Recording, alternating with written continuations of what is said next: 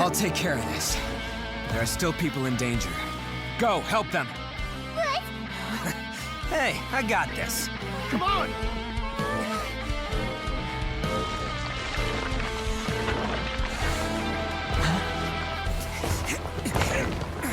Forget about me! Just go! It's what I deserve! Ah, shut up, would ya?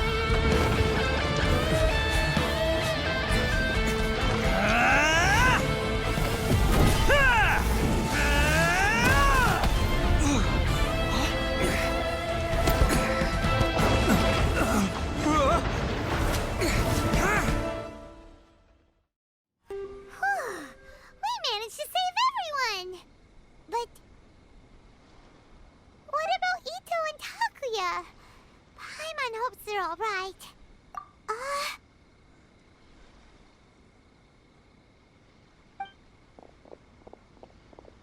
Look! It's Itto and Takuya!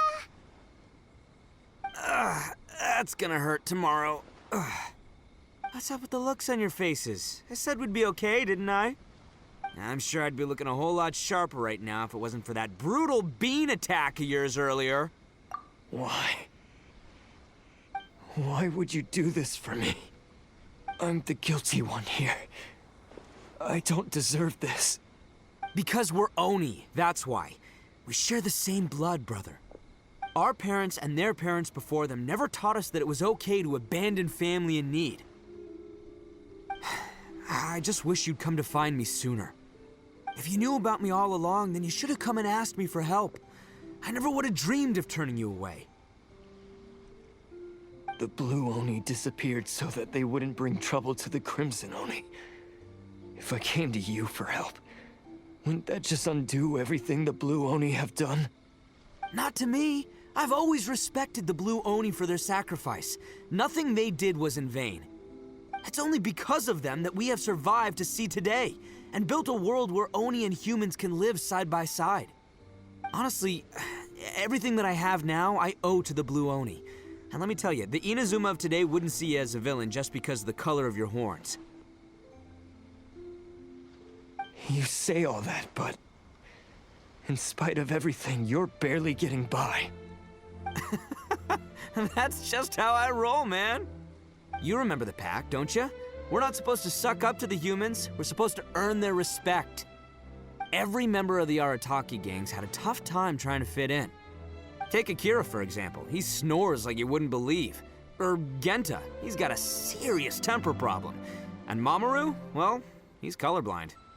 Even Granny Oni. She got that name for taking me in as a kid.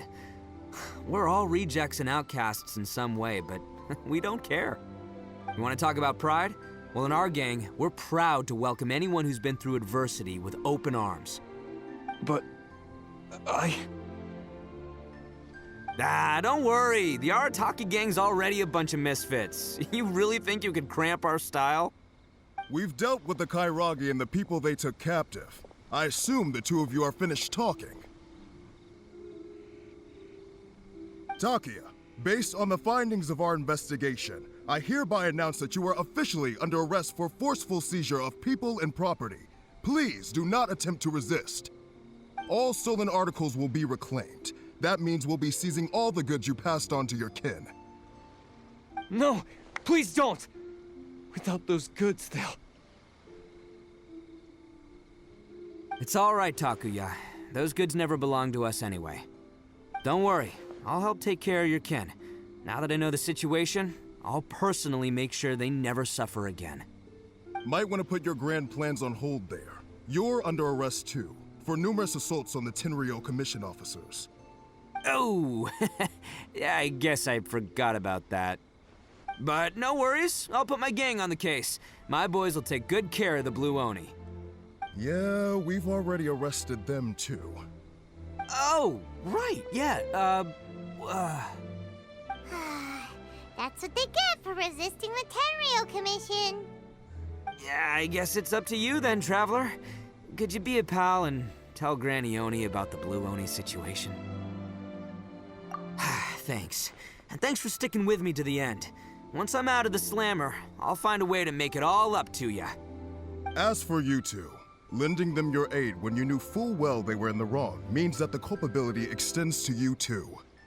But, given your unique circumstances, and in light of the complexity of this case, we won't press charges this time. Sorry for the trouble. Hey, wait!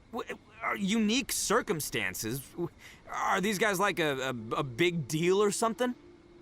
Oh, yeah, okay. Cool. Because I was gonna say, you know, like, I'm kind of a big deal myself, you know? Yeah, all right, see you next time.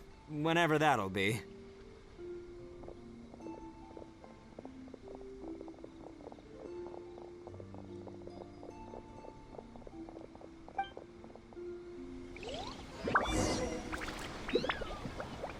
Well, he's pretty. Weird. But at least he's not a bad guy. Ah, yes. That does sound like my Itto. So, did they take Uncle Itto away? Yes, they did. But don't be too upset, Daisuke. We will have the chance to see him again. He and his gang may have acted recklessly, but the fact remains that he still helped us. Yeah, I knew it! Uncle Itto helped us, and he's awesome! Now, don't get any ideas, Daisuke. Itto is a far cry from awesome. He still caused a lot of trouble for a lot of people. If you ask me, I'd say he's like one of those little Oni Kabuto you kids are playing with all the time. Though he looks fierce on the outside, he has a kind heart. He's not a delinquent, but he'll never back down from a fight. I don't really get it, but it sounds like a compliment. I can't wait for my next beetle fight with Uncle Itto. Thank you, Granny, for taking care of our little boy. I hope that Itto and his friends will be released as quickly as possible. Yes, you needn't worry. The officials in the Tenryo Commission will certainly exercise sound judgment. It's time we started heading back. We'll be sure to visit again soon. Ah, I'm glad that everything was resolved in the end. Things were looking quite dire, but now the future looks bright. Wonderful, wonderful. As for the Blue Oni, just leave them to me. If there's one thing an old granny like myself can do, it's caring for others. Do you need our help? No. Go on ahead. I'm sure you have other adventures beckoning. Besides, once Itto is released, he'll be here to help me.